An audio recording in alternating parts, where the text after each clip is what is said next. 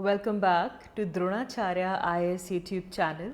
You're watching daily editorial analysis covering 1st July 2022. इस video lecture में हम आज के इम्पॉर्टेंट करंट अफेयर्स डिस्कस करेंगे।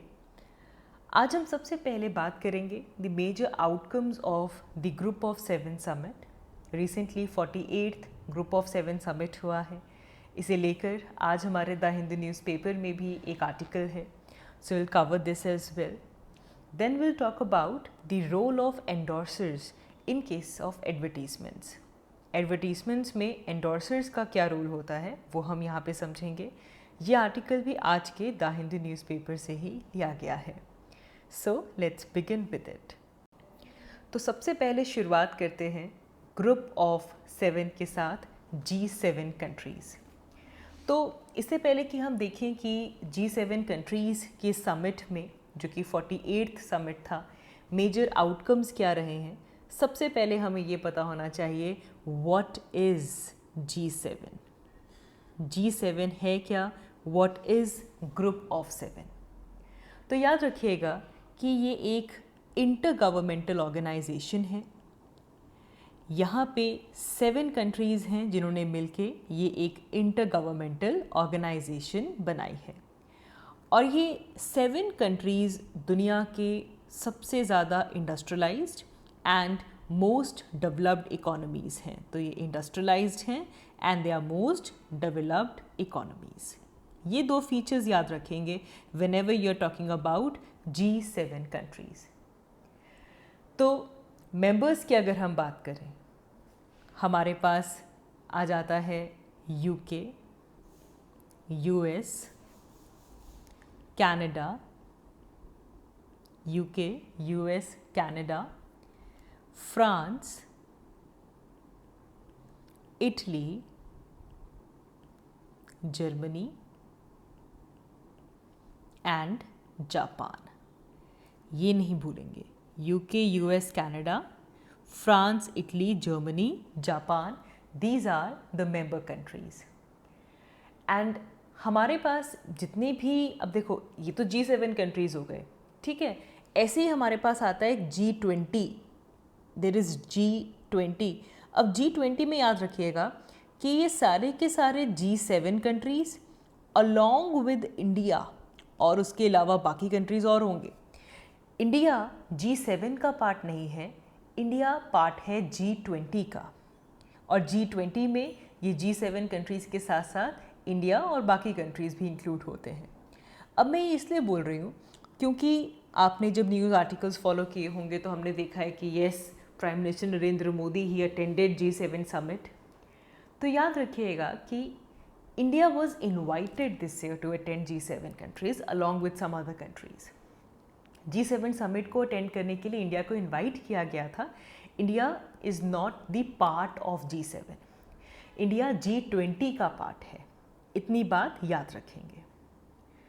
अब जब हम देखने वाले हैं कि मेजर आउटकम्स क्या रहे हैं G7 समिट के, एक बार इसका जेनेसिस समझ लेते हैं। हम G7 के ओरिजिन की जब हम बात करते हैं तो जब 1970s के दौरान ग्लोबली एक ऑयल क्राइसिस चल रहा था। Precisely in 1973 there was oil crisis going on. तो उस टाइम पे there was this informal meeting between the group 5 countries. यहाँ पे एक इनफॉर्मल मीटिंग होती है ग्रुप 5 कंट्रीज़ की, जिसमें जो finance minister of France, Germany, Japan, UK, US, they participated. And Canada ने इस ग्रुप को 1976 में ज्वाइन किया था। यूरोपियन यूनियन ने 1977 से इसकी जो मीटिंग्स हैं उससे अटेंड करना शुरू किया, और 1997 में रशिया भी G7 का पार्ट बनता है। तो जब G7 में रशिया ऐड हो जाता है, it became G8 and this happened in 1997। However 2014 में जब रशिया ने यूक्रेन के ऊपर एनेक्सेशन की, क्रीमिया को एनेक्स किया, यूक्रेन का जो क्रीमियन रीजन है, तो उसके बाद 2014 में रशिया को G8 से निकाल दिया गया and again it became G7। ये एक इम्पॉर्टेंट पॉइंट है जो आपको पता होना चाहिए कि रशिया हिस्सा था। 1997 में रशिया पार्ट बनता है, लेकिन 2014 में रशिया को एज अ मेंबर एक्सपेल कर दिया जाता है because Russia annexed Crimea region of Ukraine. अब जो प्रिंसिपल्स हैं, ये ग्रुप कहता है that it's a community of values. It's a community of values with freedom, human rights, democracy, rule of law, prosperity and sustainable development as the key principles। कि इस grouping के जो की प्रिंसिपल्स हैं, जो हमारी वैल्यूज़ हैं, that comes with the freedom, human rights, democracy, rule of law, prosperity and sustainable development. And it prides itself as a group of nation जो कि बहुत स्टेडफास्टली लिबरल डेमोक्रेसी को प्रमोट करता है, इकोनॉमिक प्रॉस्पेरिटी है जहाँ पे, and they want to institutionalize this with multilateral cooperation. This is the principle of G7 and G7 countries annually मिलते हैं, जो भी कॉमन इंटरेस्ट होते हैं इंटरनेशनल सिक्योरिटी को लेकर, एनर्जी इश्यूज़ को लेकर, ग्लोबल पॉलिसी, इकोनॉमिक गवर्नेंस को लेकर, उन सबको यहाँ पे कवर किया जाता है। एक इम्पॉर्टेंट चीज़ याद रखिएगा कि G7 का कोई भी फॉर्मल कॉन्स्टिट्यूशन नहीं है, कोई भी फिक्स्ड हेडक्वार्टर नहीं है, और जो डिसीजंस यहाँ पे लिए जाते हैं they are non binding. This always remember this कि यहाँ पे कोई भी आपके पास फॉर्मल कॉन्स्टिट्यूशन नहीं है, कोई हेडक्वार्टर नहीं है, और जो डिसीजंस इन मीटिंग्स के दौरान लिए जाते हैं they are non binding in nature. This thing that you need to no.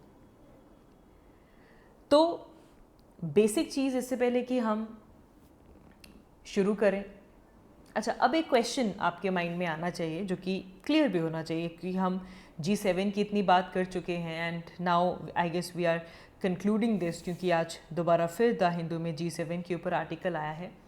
थोड़ी सी कुछ और चीज़ें समझते हैं।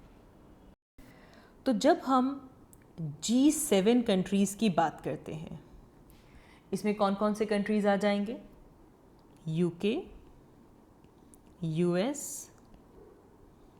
Canada, France, Italy, Germany and Japan. ठीक है जी, ये है हमारा G7। अगर किसी ने G8 टर्म बोली तो आपको क्या पता होना चाहिए कि भाई पहले G7 में अगर हम रशिया को ऐड कर दें तो क्या बन जाता है? G8। लेकिन इसे 2014 में एक्सपेल कर दिया गया था, जिसके बाद दोबारा G7 क्या बन जाता है? G8।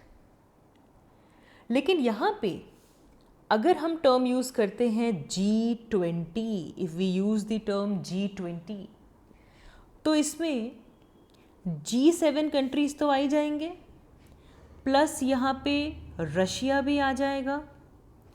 फिर हमने देखा कि यहाँ पे इंडिया भी आना ही आना है, इतनी बात हम ऑलरेडी याद कर चुके हैं, वी नो दिस। फिर बाकी और कौन कौन से कंट्रीज़ हैं? अब ये कितने कंट्रीज़ हो गए?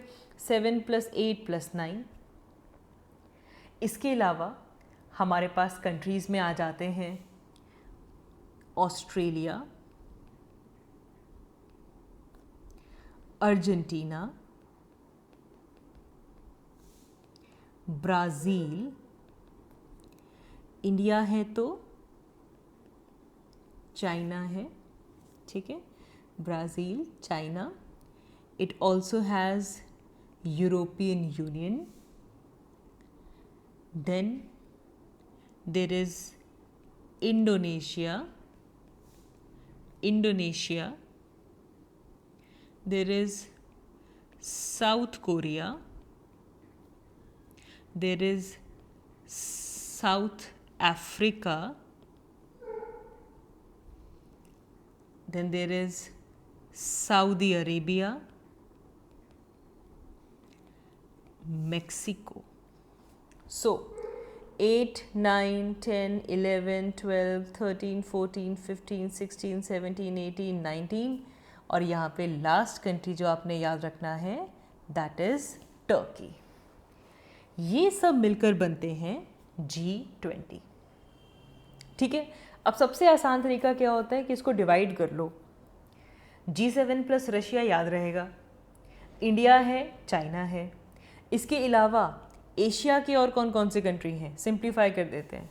एशिया से आपके पास इंडिया है, चाइना है, इंडोनेशिया है, साउथ कोरिया है, सऊदी अरेबिया है और टर्की है। इसके बाद यूरोप के कौन कौन से कंट्रीज़ हैं, यूरोप का तो यहाँ पे G7 में बोलबाला है पूरा, ठीक है। उसके अलावा you can see that European union है यहाँ पे। देन रशिया तो है ही, चलो तो अलग से हमने देख लिया। Then you have Australia, Argentina, Brazil, Mexico, South Africa. तो ये आपने ग्रुपिंग याद रखनी है कि ये जो इस तरीके से हम आगे बढ़ेंगे, G7 पता होना चाहिए, G8 पता होना चाहिए, फिर अल्टीमेटली G20 पता होना चाहिए ना। सबसे बड़ी चीज़ जो इस G7 समिट से निकल के आई है that is 2022 the resilient democracy statement. This is very important. The most important thing जो आपने याद रखना है, जो कि इस G7 समिट का मेजर आउटकम रहा है, that is the 2022 resilient democracies statement.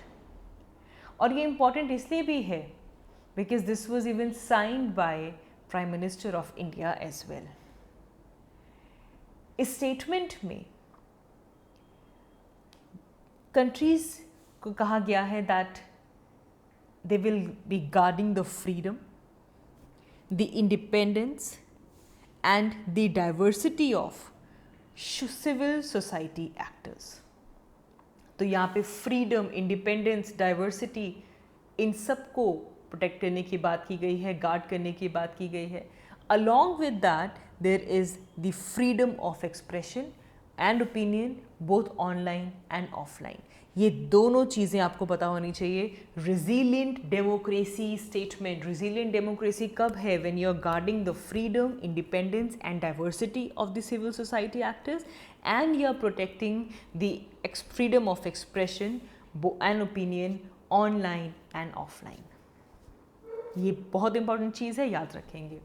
इसके अलावा कुछ बेसिक फैक्ट्स अगर हम देखें तो इस बार का जो G7 समिट था, इसकी प्रेसिडेंसी जर्मनी के पास थी एंड जर्मनी के प्रेसिडेंसी के दौरान Argentina, India, Indonesia, Senegal, South Africa, इन कंट्रीज़ को G7 समिट के अंदर इनवाइट किया गया। मूविंग अहेड, इस 2022 रिजिलियंट डेमोक्रेसी स्टेटमेंट के अलावा और मेजर आउटकम्स कौन कौन से रहे हैं हमारे इस G7 समिट में, that we need to know. तो यहाँ पे एज वी सी, इस समिट के दौरान कुछ प्रिंसिपल्स को डिफेंड करने की बात की गई, जिन प्रिंसिपल्स में आपका फ्रीडम ऑफ एक्सप्रेशन आ जाता है। It includes freedom of expression and opinion, it includes the open, free, global and interoperable, reliable and secure internet. यहाँ पे सिक्योर इंटरनेट की भी बात की गई है कि हमारे पास it should be open, it should be free, globally interoperable and reliable and secure internet. तो इसी के साथ साथ जो साइबर रेजिलियंस है हमारे डिजिटल इंफ्रास्ट्रक्चर की, साइबर रेजिलियंस को भी यहाँ पे इंक्रीज़ करने की बात की गई है। जो हाइब्रिड थ्रेट्स हमारे पास आते हैं, जो कि मेनली मिस इंफॉर्मेशन से या इंफॉर्मेशन को मैनिपुलेट करके, इंटरफेरेंस करके जो डिसइंफॉर्मेशन हो रही है, इसे काउंटर करने की बात यहाँ पे की गई है। And to counter the information manipulation and basically to promote the accurate information, we need to advocate the democratic values world wide. इसीलिए वो 2022 का डेमोक्रेटिक रेजिलियंट स्टेटमेंट आता है। जितने भी हमारे इंफॉर्मेशन और डाटा के जो रिलायबल और ट्रस्टवर्दी सोर्सेज हैं, उनको डाइवर्सिफाई करना होगा एंड इसके लिए हमें एक मल्टी स्टेक होल्डर अप्रोच को अपनाना होगा। अलॉन्ग विद दिस, हमारे जो ऑनलाइन प्लेटफॉर्म्स हैं, इन ऑनलाइन प्लेटफॉर्म्स की भी जो ट्रांसपेरेंसी है वो हमें यहाँ पे इंक्रीज़ करनी होगी. We need to increase the transparency of the online platforms. So ये कुछ प्रिंसिपल्स की बात यहाँ पे की गई. इसके अलावा रशियन गोल्ड के इंपोर्ट के ऊपर बैन लगाया गया है. It's ban on the Russian gold import. Leaders ने इस बात पे एग्री किया है कि अब रशिया से जो गोल्ड इंपोर्ट होता है उसके ऊपर बैन लगाना होगा. And they need to step up to aid the countries जो कि रशिया और यूक्रेन वॉर की वजह से जो ब्लैक सी से जो शिपमेंट्स आती हैं उनकी जो ब्लॉकेज हुई है, उस ब्लॉकेड्स की वजह से वो कंट्रीज़ जहाँ पे फूड शॉर्टेजेस आई हैं वहाँ पे ध्यान देना होगा. इसके अलावा रशियन ऑयल इंपोर्ट्स की बात करें तो यूएस ने तो ऑलरेडी रशियन ऑयल इंपोर्ट्स के ऊपर ब्लॉक लगा दिया है, which was small in any case. European Union ने भी कहा है that they will impose a ban of around 90% of the Russian oil. But ये अभी तक until the end of the year ये इनटू इफेक्ट नहीं आया है. The statement has been issued. इसी के साथ साथ इस ग्रुप ने प्लेज किया है that they will create a new climate club for the nations who wants to take more ambitious action to tackle the global warming. जो ग्लोबल वार्मिंग टैकल करना चाहते हैं उन कंट्रीज़ के लिए एक और एम्बिशियस क्लाइमेट क्लब बनाया गया है. तो वो कंट्रीज़ जो कि इस क्लब को ज्वाइन करेंगे दे विल एग्री कि वो ग्रीन हाउस गैस एमिशन की रिडक्शन करेंगे और उसके लिए काफ़ी टफ मेजर्स वो अडॉप्ट करेंगे. And they will keep the global temperature from less than 1.5 degrees Celsius as compared to the pre-industrial times. इसी के साथ साथ G7 कंट्रीज़ ने ये भी कहा है that they will be building back the better world initiative. इसे रिवाइव किया गया है, build back the better world. इस प्रोग्राम में बेसिकली चाइना का जो इंफ्रास्ट्रक्चर इन्वेस्टमेंट चल रहा है specially through the belt and road initiative, उसे यहाँ पे काउंटर किया जाएगा. Then also comes PGII, partnership for global infrastructure investment. G7 countries ने अनाउंस किया कि वो कलेक्टिवली $600 बिलियन मोबिलाइज करेंगे by 2027 under the partnership for global infrastructure and investment. And इसे बेसिकली गेम चेंजिंग और ट्रांसपेरेंट इंफ्रास्ट्रक्चर प्रोजेक्ट्स में use किया जाएगा in the developing and middle income countries. यहाँ पे लाइफ कैंपेन भी इम्पॉर्टेंट हो जाता है क्योंकि इंडियन प्राइम मिनिस्टर ने जो ग्लोबल इनिशिएटिव फॉर लाइफ है, लाइफस्टाइल फॉर एनवायरनमेंट कैंपेन, इसे यहाँ पे हाईलाइट किया था. And the goal of this campaign is to encourage an eco friendly lifestyle. इस समिट के दौरान कुछ इश्यूज़ भी G7 कंट्रीज़ ने रेज़ किए हैं, जैसे कि जो रशिया को ऑयल सेल से इनकम आ रही है, Russia is using that income to invade in Ukraine. इसी के साथ साथ जो हाई एनर्जी प्राइसेस हैं that was a big problem for the G7 consumers. और इस हायर ग्लोबल ऑयल प्राइसेस की वजह से जो ब्लो रशियन इनकम के ऊपर पड़ना था वो सॉफ्टन अप हो चुका है, क्योंकि वेस्टर्न ट्रेडर्स दे हैव शन the Russian oil but still the blow has been softened because of the higher global oil prices. And यहाँ पे वेस्टर्न कंट्रीज़ ने एक और चीज़ कही है कि ये जो कॉस्ट ऑफ वॉर है, the fatigue which is by the cost of war, this will contribute more in the energy cost, और इससे एसेंशियल गुड्स जो हैं इनके प्राइसेस भी all around the globe increase हो सकते हैं.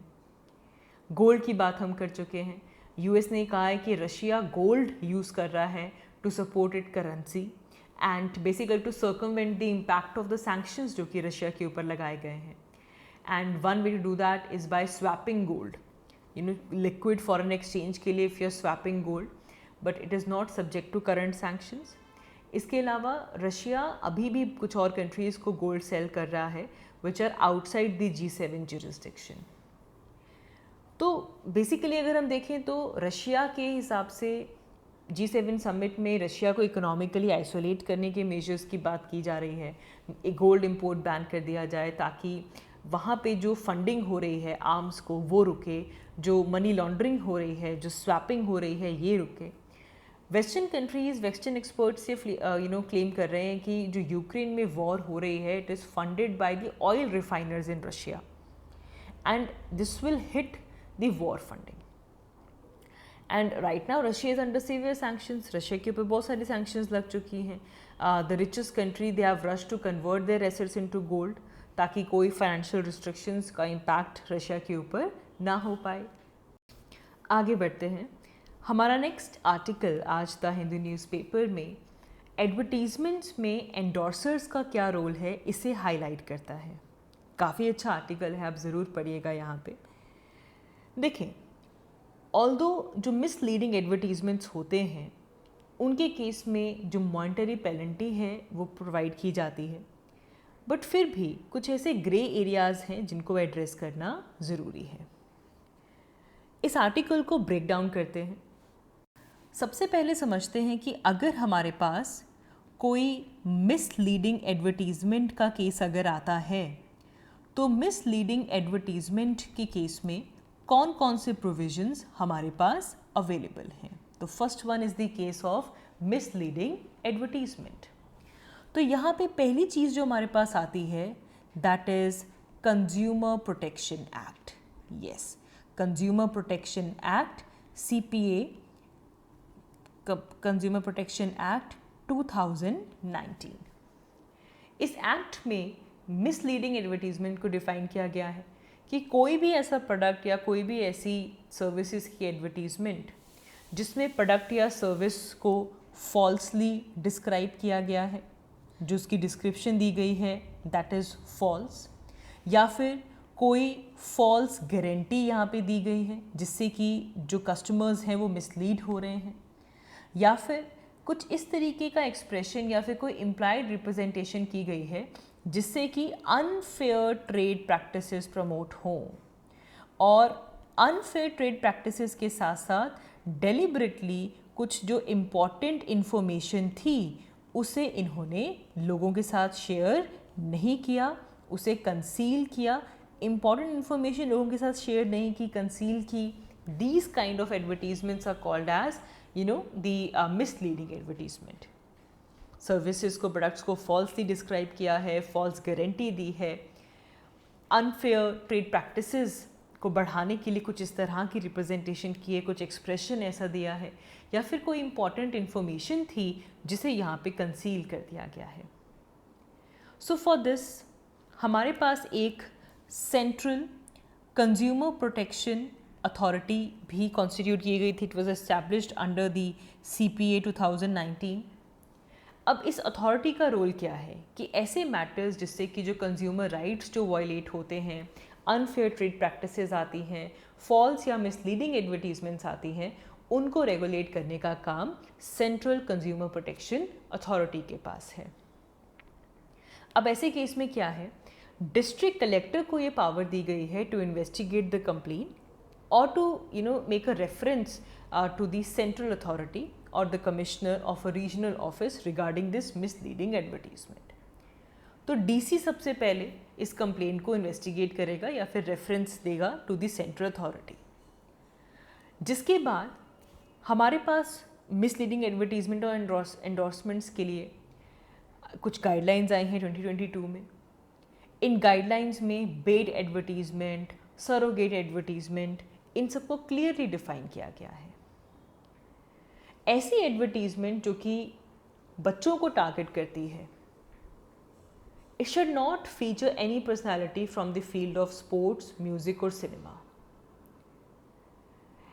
कोई भी ऐसी चीज़, कोई भी ऐसा law which requires health warning and it is targeting children, इसमें कोई पर्सनैलिटी आप स्पोर्ट्स, म्यूजिक और सिनेमा से यूज़ नहीं करेंगे। और जिस लैंग्वेज में एडवर्टीजमेंट है उसी सेम लैंग्वेज में डिस्क्लेमर भी होना चाहिए, और जो फॉन्ट है वो डिस्क्लेमर का वो भी सेम होना चाहिए जैसा कि उन्होंने वहाँ पे यूज़ किया है। यहाँ पे they should be clear guidelines कि मैन्युफैक्चरर्स की क्या ड्यूटीज़ हैं, सर्विस प्रोवाइडर की क्या ड्यूटी है, एडवर्टीज़र की क्या ड्यूटी है, एडवर्टाइजिंग एजेंसी की क्या ड्यूटीज़ हैं। तो there should be due diligence which is carried out before endorsing। अब यहाँ पे जो हमारी सेंट्रल कंज्यूमर प्रोटेक्शन अथॉरिटी है, they can impose a penalty of up to ₹10 lakh on manufacturer. जो एडवर्टीजर्स हैं, जो एंडोर्सर्स हैं, जो कि मिसलीडिंग एडवर्टीजमेंट्स लेकर आ रहे हैं, उनके ऊपर 10 लाख तक की पेनल्टी लग सकती है। It can go up to 50 lakh for other contraventions. इस अथॉरिटी में जो एंडोर्सर्स हैं उनको प्रोहिबिट किया गया है from the misleading advertisement and making endorsement up to 1 year and subsequent contravention prohibition can extend up to 3 years। फिर क्वेश्चन ये आता है कि कंपनीज ब्रांड एम्बेसडर्स अपॉइंट ही क्यों करती हैं, अपने प्रोडक्ट या सर्विस के लिए ब्रांड एम्बेसडर आता ही क्यों है। तो सबसे पहली इशू यहाँ पे आती है ऑफ क्रेडिबिलिटी। नाउ जैसे ही किसी पर्सनालिटी को ब्रांड एम्बेसडर चूज़ किया गया तो उससे जो ब्रांड की जो क्रेडिबिलिटी है वो बढ़ जाती है। ऑल्सो यहाँ पे ट्रस्ट फैक्टर भी आ जाता है। जो लोगों का ट्रस्ट है वो कुछ सेलिब्रिटीज़ में है और वो सेलिब्रिटी के ऊपर जो ट्रस्ट है वो पास ऑन हो जाता है to the image of the brand. इससे जो कंपनी का जो रिलेशनशिप है विद द ऑडियंस वो भी यहाँ पे इम्प्रूव होता है, क्योंकि अगर हमारे पास कोई ऐसा ब्रांड एंडोर्सर है जो कि बाइंग और परचेजिंग डिसीजन को इम्पैक्ट कर सकता है तो इससे जो रिलेशनशिप ऑडियंस के साथ है वो चेंज हो जाता है। And sometimes it is also a part of lazy marketing. Instead of using something else, you are just using face. Here the face is doing the job rather than the new ideas। तो lazy marketing की वजह से भी brand ambassadors को choose किया जाता है। So that is all for this video. Thank you so much for watching. I will see you all in my next one. Thank you.